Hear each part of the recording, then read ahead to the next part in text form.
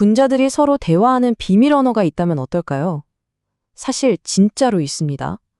그리고 그 언어를 알면 분자의 구조를 훤히 들여다볼 수 있죠. 오늘 우리가 해독해볼 암호는 바로 NMR 스핀-스핀 커플링입니다. 자, 한번 보세요. NMR 스펙트럼을 찍으면요. 원래는 한 종류의 원자에서는 딱 하나의 깔끔한 신호, 그러니까 피크 하나만 나와야 정상이거든요. 근데 현실은 어때요? 이게 웬걸? 그 신호 하나가 막 여러 개로 쪼개져서 복잡한 모양으로 나타나는 거예요. 바로 이게 오늘 우리가 풀어야 할 수수께끼입니다. 아니 도대체 왜 이러는 걸까요? 왜 원자 하나가 갑자기 여러 개의 목소리를 내는 것처럼 보이는 걸까요? 이 질문에서부터 우리의 분자 탐정 이야기는 시작됩니다. 자, 오늘 우리가 이 미스터리를 파헤칠 순서입니다. 먼저 NMR 퍼즐이 대체 뭔지부터 보고요. 그 다음에 원자들끼리 나누는 스핀-스핀 대화를 엿들어 볼 겁니다. 그리고 그 암호를 푸는 규칙들을 알아본 다음 실제 분자 구조를 풀어보는 실전에도 들어가고요. 마지막으로 이 규칙이 좀 까다롭게 적용되는 예외적인 상황까지 살펴보겠습니다. 좋습니다. 첫 번째, NMR 퍼즐. 단 하나의 신호가 어떻게 이렇게 복잡한 메시지가 되는 걸까요? 이 모든 현상의 배후에는 바로 스핀-스핀 커플링이라는 녀석이 있습니다.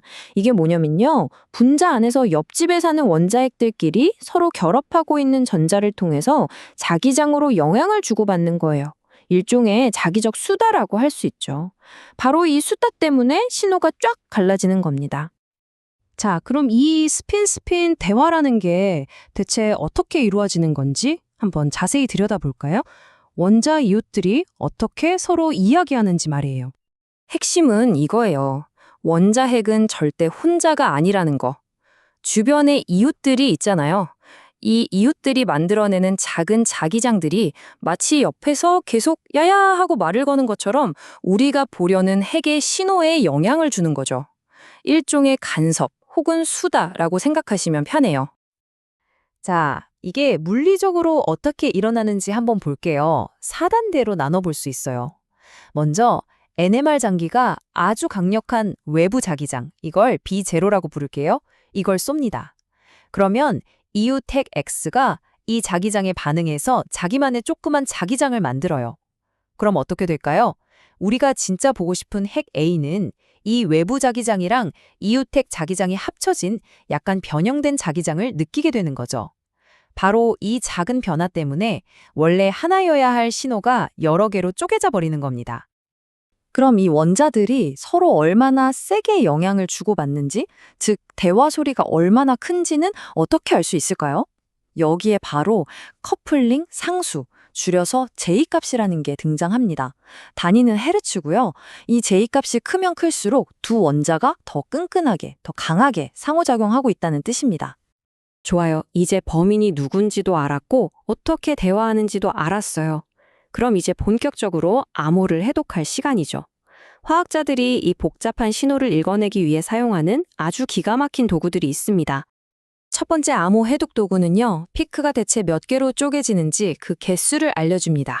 바로 이 N+1 규칙이라는 건데요. 여기서 N은 이웃 원자의 수, I는 그 원자 고유의 스핀 값이라는 거예요. 이 간단한 공식 하나면 신호가 몇 갈래로 쪼개질지 기가 막히게 맞출 수 있습니다. 특히 제일 흔한 케이스, 그러니까 이웃택의 스핀 값이 2분의 1일 때를 보면요. 이 표처럼 아주 규칙적이에요. 이웃이 하나면 피크는 2개, 더블렛. 이웃이 둘이면 피크는 3개, 트리플렛. 이웃이 셋이면 피크는 4개, 쿼텟이 되는 거죠. 어때요? 정말 간단하죠? 자, 피크가 몇 개로 갈라지는지는 알았어요. 그럼 그 피크들의 키, 즉 높이의 비율은 어떻게 알 수 있을까요? 여기서 정말 신기하게도 우리가 학창 시절에 봤던 파스칼의 삼각형이 등장합니다. 이 삼각형을 보면 피크들의 상대적인 크기 비율을 바로 알 수 있어요. 예를 들어 아까 말한 쿼텟 있죠. 이웃이 셋일 때. 파스칼의 삼각형을 보면 바로 1대 3대 3대 1이라는 비율이 나오죠. 자, 이론은 이쯤 하고 이제 진짜 실전으로 들어가 보죠. 우리가 배운 암호 해독법을 실제 분자 구조를 푸는데 써먹어 보는 겁니다. 오늘 우리가 분석할 분자는 바로 오불화 요오드, IF5입니다. IF5라는 분자는요, 보시는 것처럼 이렇게 사각불 모양으로 생겼어요. 여기서 중요한 건 저기 뾰족한 꼭대기에 있는 불소 원자 1개랑 바닥에 네모나게 깔려있는 불소 원자 4개가 화학적으로 서로 다른 환경에 있다는 거예요. 그러니까 불소지만 두 종류로 나뉜다고 볼 수 있죠.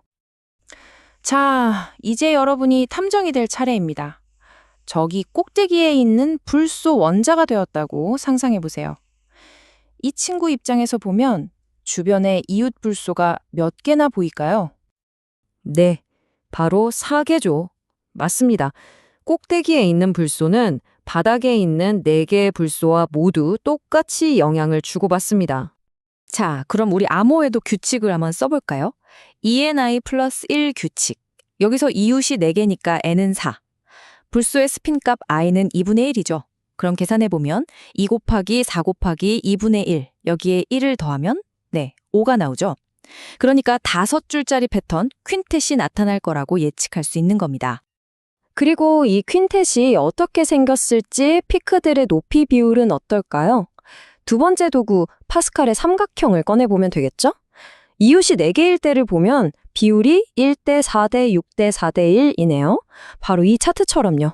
가운데가 제일 키가 크고 양쪽으로 갈수록 대칭적으로 작아지는 아주 예쁜 모양이 나옵니다. 그런데 말이죠. 세상 일이 다 그렇듯 항상 이렇게 공식대로만 딱딱 맞아떨어지지는 않습니다. 이 규칙이 좀 더 복잡해지는 까다로운 경우도 있거든요. 한번 살펴볼까요? 지금까지 우리가 다룬 건 전부 이웃 원자의 스핀 값이 2분의 1인 경우였어요. 수소나 불소 같은 것들이죠. 그런데 자연에는 비소처럼 스핀 값이 2분의 1이 아니라 2분의 3인 원자들도 있습니다. 이런 친구가 이웃이면 이야기가 좀 달라져요. 이걸 보면 차이가 확 느껴지실 거예요. 자, 왼쪽은 우리가 배운 거죠. 스핀 2분의 1짜리 이웃이 3개 있을 때 나오는 쿼텟, 높이 비율이 1대 3대 3대 1인 거요. 근데 오른쪽을 한번 보세요. 스핀 3분의 2짜리 이웃이 딱 1개만 있어도 신호가 똑같이 4줄 쿼텟으로 갈라져요. 그런데 결정적인 차이가 있죠. 바로 높이 비율이 1대 1대 1대 1이라는 거. 모든 피크의 키가 똑같아요.